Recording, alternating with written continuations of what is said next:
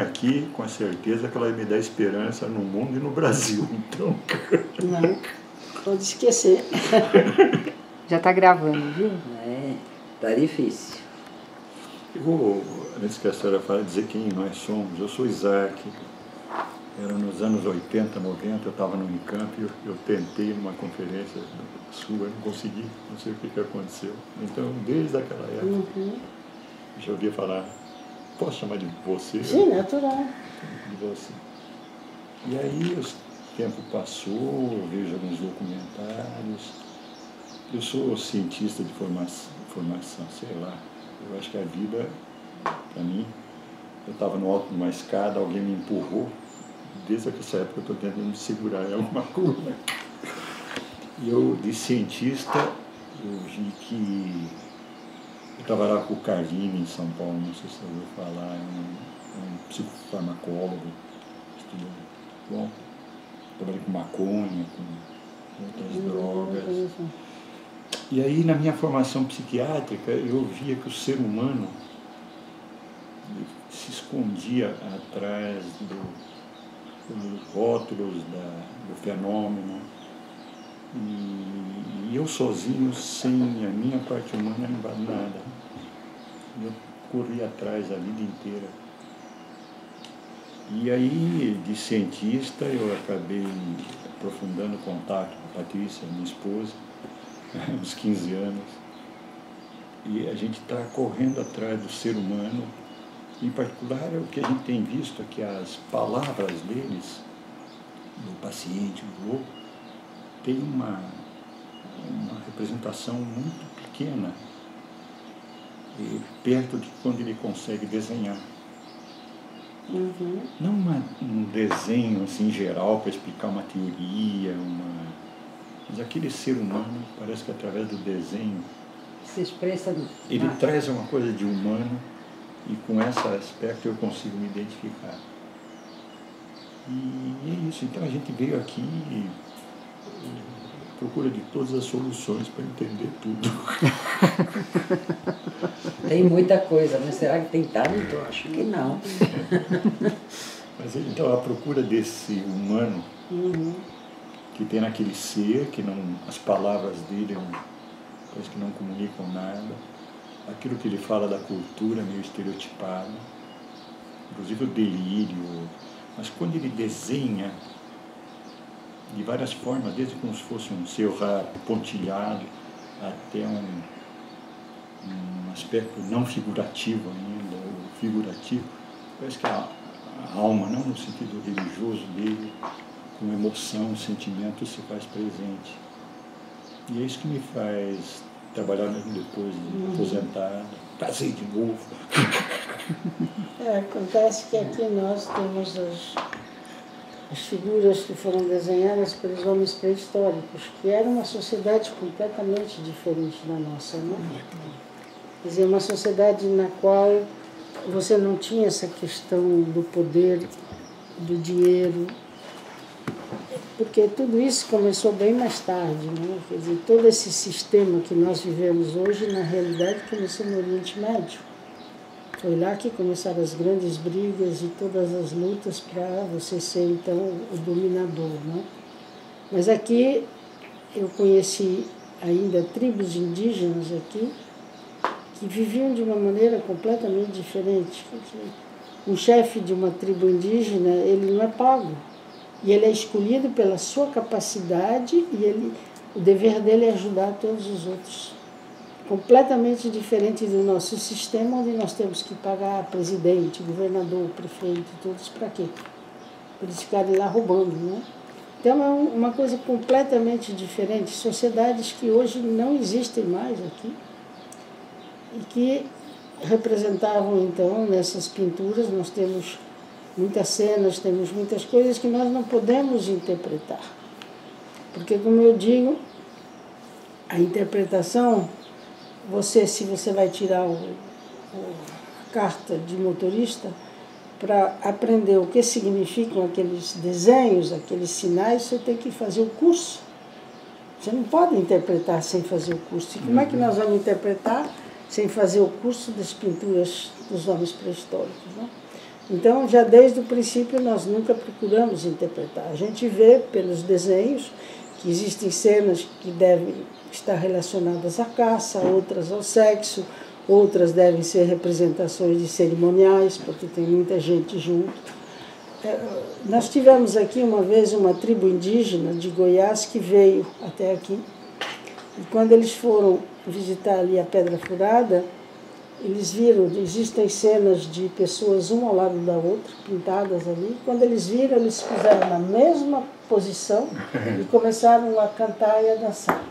Quer dizer, para eles significava alguma coisa. Sim, mas não sabiam o significado. Não. Falaram que eles faziam isso, esses rituais, mas por que tinha se perdido? Quer dizer, o deles eles fazem por razões deles. Agora, essas pré-históricas nós não sabemos e nunca vamos poder saber, né? Então, a questão é essa. É uma maneira de representar tudo aquilo que estava formando a cultura deles, não? E você tem a impressão que quando forma a cultura, parece que o indivíduo desaparece, né? Individualidade, ele só passa a se representar. Não sei. Eu acho, não sei. Eu penso que não, porque eu via você tem em povoados, por exemplo, pequenos da França, de pessoas que são, como se diz na França, paysans, camponeses, que vivem ali trabalhando a terra, vivendo do que eles produzem. Eles têm uma maneira de viver que eu acho que é muito melhor que a atual, né? Porque eles têm uma igualdade, eles se tratam da mesma maneira todos. Eu acho que é realmente a nossa sociedade é que está indo para um caminho cada vez pior, né? Porque o homem hoje é um animal completamente dominado pelo dinheiro e pelo poder. É a única coisa que conta. Com dinheiro você compra qualquer coisa.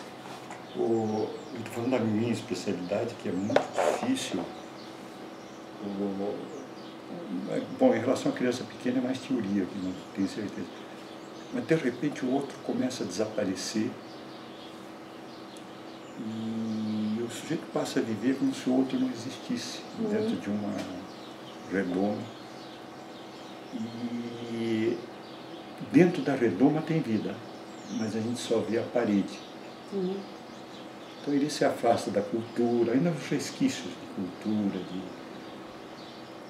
e porque parece que para ele, eu estou falando de autista, eu me considero um ex-autista, você vê, mas não enxerga. Você vê, você como se fosse uma máquina fotográfica, mas não enxerga nada, porque não entra em contato. E essa vida interior, que às vezes, dependendo como o sujeito entra, eu estou falando bobagem do ponto de vista antropológico, estou falando de pacientes. Conforme a pessoa entra em contato com a cultura, estou falando de louco, e ela sente a cultura como algo mais dominador, que ele não consegue transbordar do íntimo dele para aquela cultura. Eu não sei. Mas eu acho que não é só os loucos, não? Você acha que não? Não, o que eu acho é o seguinte, quer dizer... Quanta gente inadaptada, como se utiliza a palavra, Sim, mas são pessoas não que não aceitam a maneira do homem viver. Não, estou falando com relação a uma cultura, uma série de rebelias que existem, porque a cultura vai evoluindo talvez mais devagar que algumas pessoas. Então, não necessariamente precisa ser louco para achar que a cultura é uma coisa e eu sou outra. Não sei. Vejo pessoas, por exemplo, que veem a vida como ela é realmente. E são consideradas loucas porque elas não se deixam levar por toda essa coisa de fazer de conta. Porque eu acho que a nossa sociedade hoje, o homem vive muito fazendo de conta. Muita coisa que você vê realmente não é a realidade. Um delírio dentro da realidade. Isso a gente vê muito bem. Já vi em famílias, por exemplo, onde faz de conta que é uma família, mas se pudesse matava todos para ficar com o dinheiro, entende? É uma coisa, eu não sei, eu vejo, eu estou realmente muito impressionada com como está evoluindo o ser humano, de uma maneira... Você já acreditou diferente? Sim, quer dizer, eu já sou bem velha, né? Então eu vejo a diferença. Não só você. Eu vejo a diferença quando eu era criança, jovem, tudo. É completamente diferente. É o que eu digo, antigamente, por exemplo, eu tinha amigos.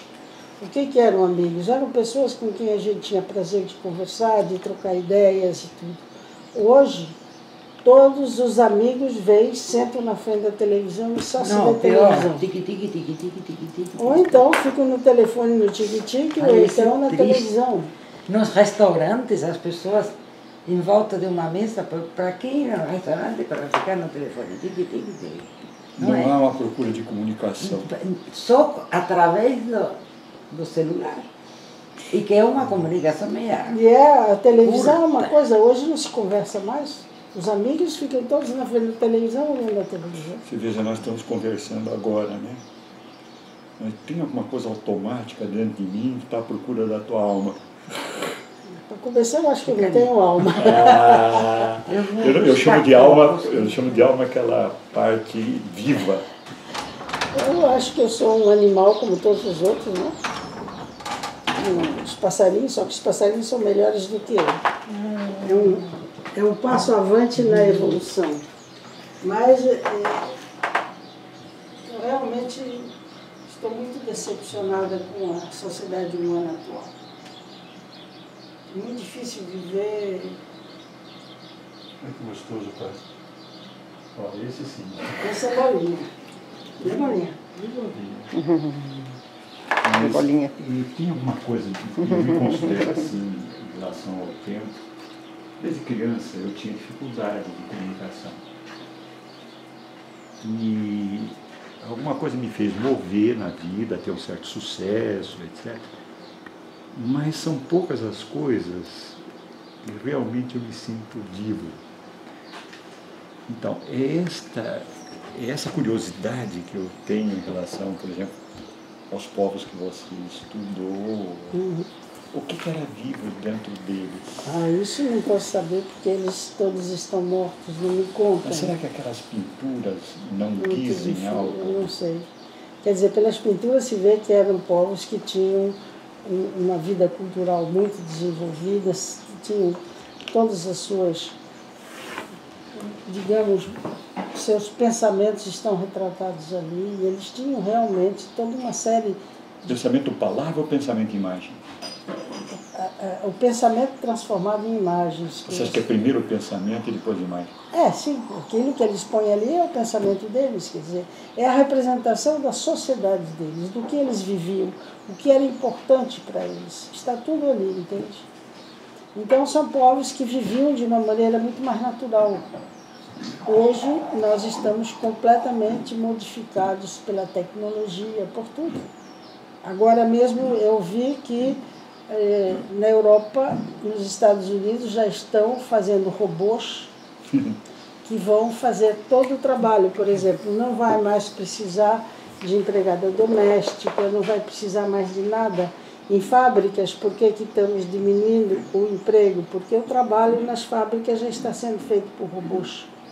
Quer dizer, o homem não precisa mais existir, ele está sendo substituído por todo esse sistema, não é?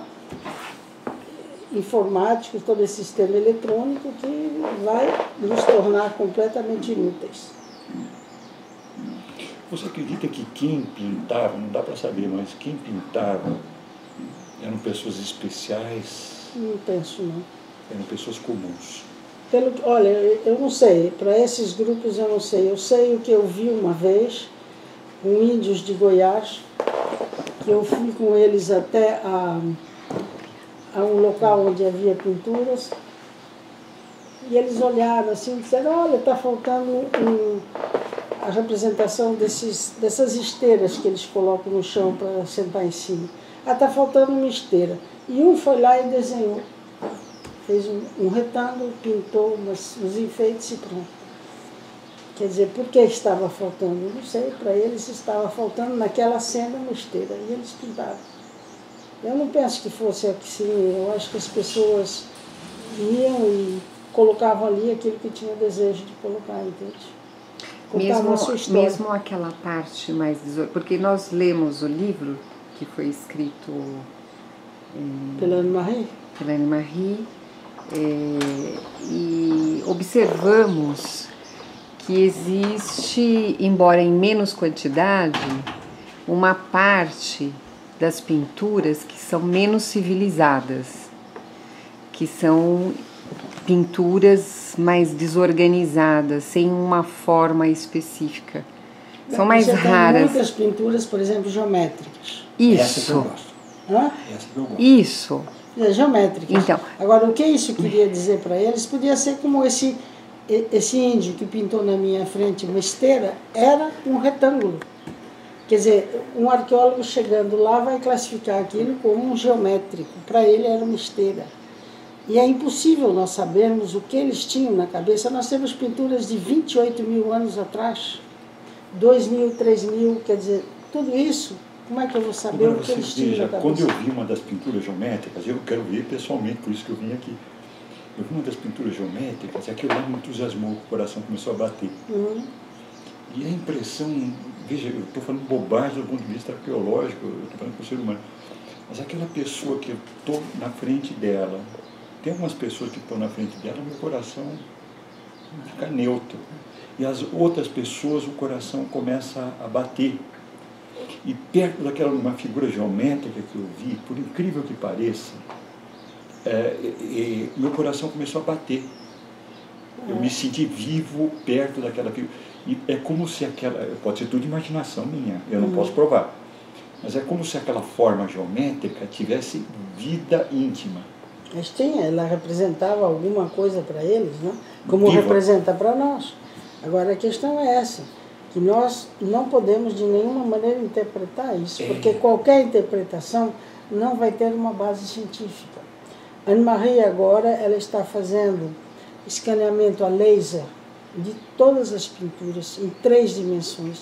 Então o que ela está conseguindo ver agora está possibilitando que ela avance mais ainda no conhecimento dessas pinturas. As figuras se movimentam dentro dessa técnica? Não se movimentam, mas elas estão em 3 dimensões. Então, por exemplo, coisas que parecem que estão se tocando, quando ela vê não estão, ou então estão. Quer dizer, então ela está podendo ver detalhes de todas essas pinturas através do escaneamento a laser. Você é muito cientista, hein? Por quê? Porque Não é ela que está fazendo, não sou eu. é o jeito que você fala. Mas entende? Quer dizer, na realidade, o que a gente vê simplesmente é a representação do mundo no qual eles viviam, dos pensamentos que eles tinham, mas nós não podemos, quer dizer, podemos inventar qualquer coisa, mas Qualquer não história. podemos provar. Porque às vezes eu tenho a sensação, vendo alguma dessas, eu só vi em livro, eu nunca vi. Aquela exposição no Eldorado estava um pouco mais vivo do que alguma. Tem uma arte moderna, né? Que quando o espectador participa da obra, é que ela passa a ser uma obra de arte. Quando ele não participa, ele não. Então, tem algumas coisas que a senhora você trouxe nas suas pinturas, que de repente me deixam vivo. Como se eu pudesse me comunicar. Eu não estou falando de espiritismo, eu também sou cientista, assim, eu sei que eu não posso provar nada. Mas é como se eu pudesse sentir um pouco aquela pessoa que fez, eu não sei o quê, mas o meu coração bate. O meu coração está batendo sempre, senão eu já daria morte. Mas pelas obras? Não, ele bate naturalmente. Quando você vê aquelas obras rupestres, você se emociona? Chora? Não, Ela chora. eu não choro, não. Sou difícil de chorar. Não? Não, simplesmente eu Nós olho. dois somos 2 chorões. Não, mas Vou acontece que avisar eu a olho. Vou avisar a guia que não se assusta. Acontece que eu olho aquilo já como um arqueóloga tentando entender, fazendo análise. Mas algo te despertou também, porque você dedicou sua vida toda a isso. Não, tem uma coisa, ela soube das pinturas em 63.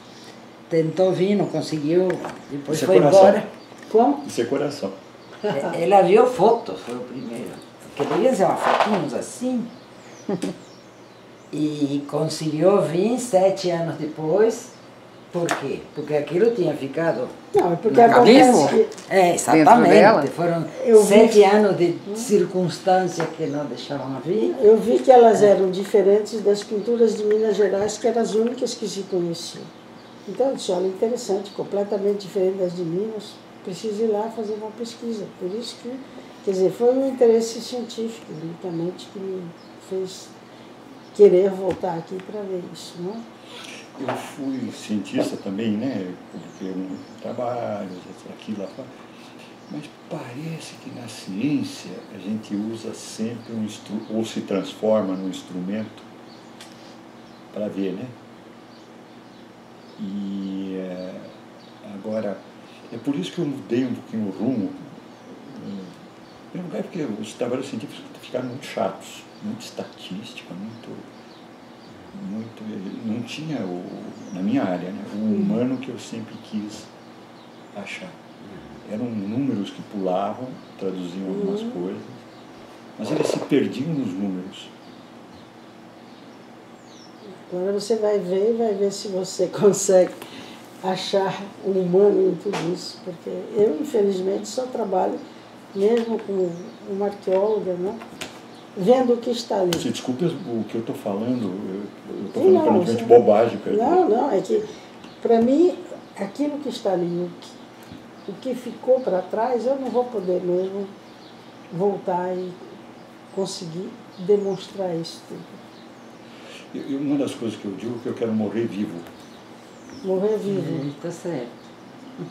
Sabe, morrer até Ela o também. último minuto. Você é a primeira a dizer que não quer morrer assim, neto, vegetal, não é?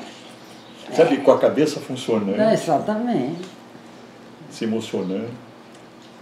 Você acha que você fez uma coisa fantástica, essa obra toda?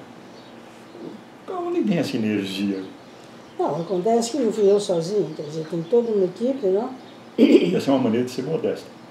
Não, é desde a primeira vez que eu vim, em 73, eu vim só colegas da USP e depois, então, nós tivemos a participação sempre de colegas da França, da Universidade de São Paulo, de Pernambuco, do Piauí. Então, tem um grupo de gente que sempre trabalhou aqui, né?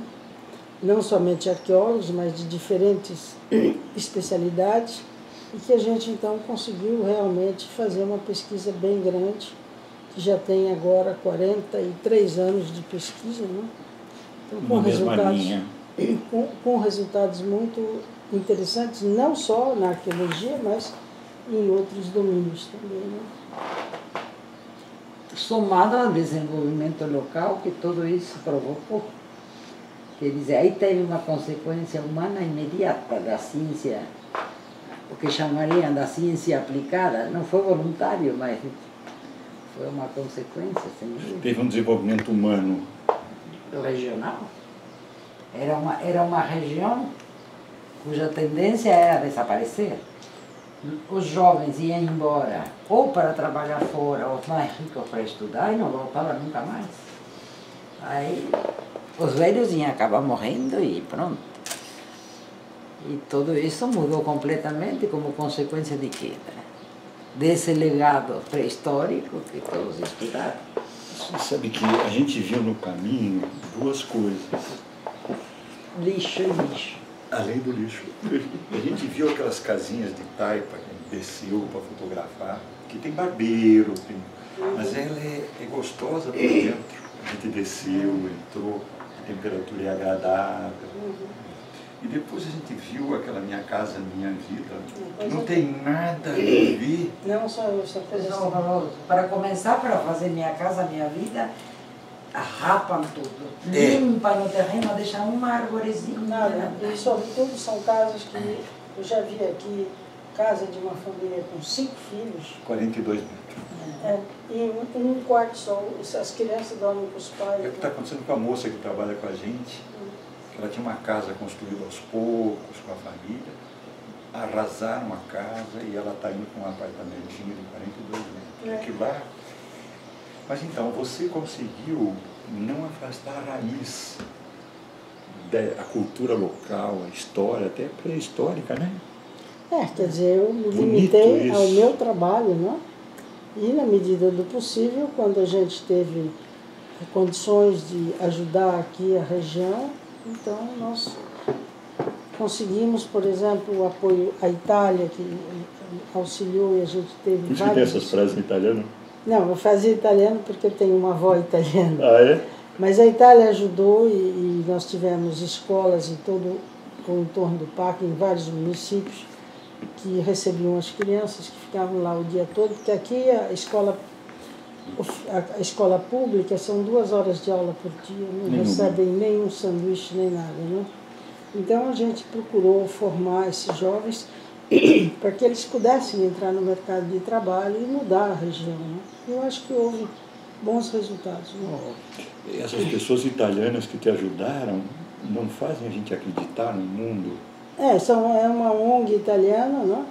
Teve o dinheiro dessa ONG, depois a França também ajudou. Até hoje a França mantém uma missão de pesquisa. Agora está aí, eu fui chefe dessa missão até a minha aposentadoria, agora é um colega de Paris, que vem todos os anos com os alunos dele fazer pesquisa aqui. E o Brasil teve épocas em que também ajudou. Também ajudou. Houve. Esse Sérgio Mota, quem é? Aquele que foi ministro? Quando ele foi ministro, ajudou muito. Verdade. Sim. Ele era um trator, né? Ele Era parente dela. Ah, é? Não, pudemos construir o museu, tudo isso aqui, graças ao apoio dele. Do Sérgio Mota. Aquele que foi ministro do Fernando Henrique. Isso. Olha, era uma pessoa de grande energia, né? Era. Não, Porque o e com Fernando cabeça Henrique foi aberta. meu contemporâneo na USP. Né? Verdade. Gostava dele? Sim, ele era assim, mas não era um amigo, era um conhecido ali, não? Mas ele veio aqui. Ele esteve. Ele Teve visitou. interesse. Teve interesse. Foi o único presidente da República que veio até aqui, outro nenhum veio até hoje. Alguém me falou que você é de Jaú. Nasci em Jaú. Um colega meu, que agora é professor titular lá de Ribeirão Preto, Psiquiatria, era de Jaú também. Zuardi, Antônio Zuardi, Jaú. Mas eu saí de lá há muito tempo, né? Que é Mas nasci lá. cidade quente. Você viu o calor, já sei porque você veio para cá, por causa do calor. Meu pai era uma família francesa. Franceses. E a minha avó era italiana, meu avô era francês. Meu pai nasceu na França e a minha mãe era de uma família de Jaú. Pessoa como você não pode deixar de acreditar, porque eu estava tão desiludido do Brasil quando eu estava lá no Sul agora, perdi a esperança, nunca quis sair do Brasil, nunca fui para os Estados Unidos por preconceito, sei lá o quê. Mas, e agora que eu vi a Caatinga, eu vi algumas coisas, sabe o que me animou? Mas que bom. O único problema é que eu estou muito desanimada, porque de 270 funcionários estamos reduzidos a 30. Eu vi falar. E estamos todos com pré-aviso. Agora, no dia 30 de julho, se não chegar dinheiro, está todo mundo despedido, o parque fica sem ninguém. Meu Deus do céu. O Brasil não tem mais por isso dinheiro, que foi você tudo tá para a triste. Suíça, né? Não, é um roubo fantástico. É incrível o deficit do Quase Brasil. vou rezar para não acontecer isso. Eu fiz o cálculo, esses 200 bilhões de deficit que tem o governo, com o que a gente precisa por ano, daria para viver até 40 mil e alguma coisa.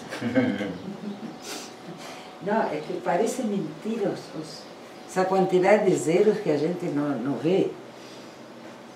E tudo isso foi embora com uma péssima administração e roubo. Não foi a administração, só foi Teve, roubo. não foi só roubo. O fato de ter mantido o combustível baixíssimo durante anos, foi uma das coisas que acabou com Sim, mas o que a acabou Petrobras. com a O pré-sal acabou com a Petrobras, não foi só pouco. Vergonha. O pressão, eles fizeram o pressão para roubar. Porque Eu não sei se é verdade ou não, a gente ouviu falar que era muito mais fácil, em vez de fazer a transposição de São Francisco, trazer água do Tocantins. Será que isso é verdade? Mas hoje eu vi na o São UOL. Francisco está morrendo. Acabaram. Não, hoje vi na UOL. Vão inaugurar a transposição, não sei quando, daqui a pouco. Só que não tem o que transpor porque teria que revitalizar o São Francisco. E aí vão mais não sei quantos milhões de novo. Quando eu cheguei aqui em Petrolina e descobri que não tinha mais o vapor, me doeu o coração. Já faz tempo. Eu não sabia, porque era o meu sonho de criança. É. Pegar aquele vapor. Não, o São Francisco está secando. Aqui a cidade tinha 12 lagoas, agora não tem mais nada. O rio Piauí, que atravessava a cidade, tinha 40 metros de largura, hoje está completamente morto. Também a prefeitura, o povo joga lixo dentro do rio. E eu quero te perguntar, agora você é egoísta, o que você acredita que primeiro vem o pensamento e depois vem a imagem nas pinturas rupestres? Primeiro surgem as palavras.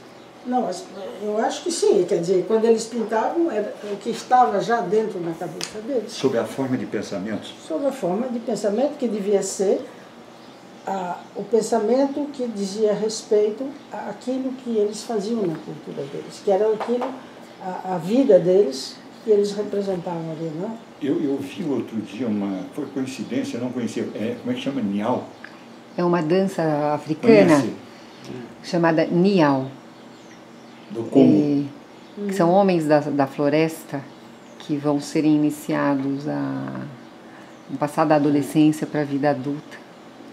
E é uma região de lagos que gradativamente a civilização está acabando. E lá, quando não sei se é pajé, que é quando chegam, eles fazem algumas cerimônias em que eles se vestem uns trajes assim multicoloridos e é um lugar cheio de pó, assim. E eles fazem um pó levantar, sabe, com sons, com toda a população lá vendo. E o objetivo é afastar os seres da floresta. Porque a partir, afastando esse lado mais primitivo, eles conseguiriam... Desculpa, estou falando uma coisa que você já sabe, já... Nial chama. Que afastando com o pó, sabe, tirando as marcas do primitivo, eles conseguem fazer com que os jovens tenham um encaminhamento dentro da cultura e assim por diante, casem direitinho. Mas a minha pergunta sempre, quando eu vejo uma coisa dessa, e os que não conseguem se adaptar? Sim, mas aí que tá. O problema é que o homem acha que ele tem que afastar dos outros seres, porque ele se acha superior. Eu, por exemplo, acho os passarinhos muito superiores aos homens. Sim, a liberdade que tem, sobretudo quando tem uma linha de dom que põe comida, imagina. Olha, esteticamente é lindo.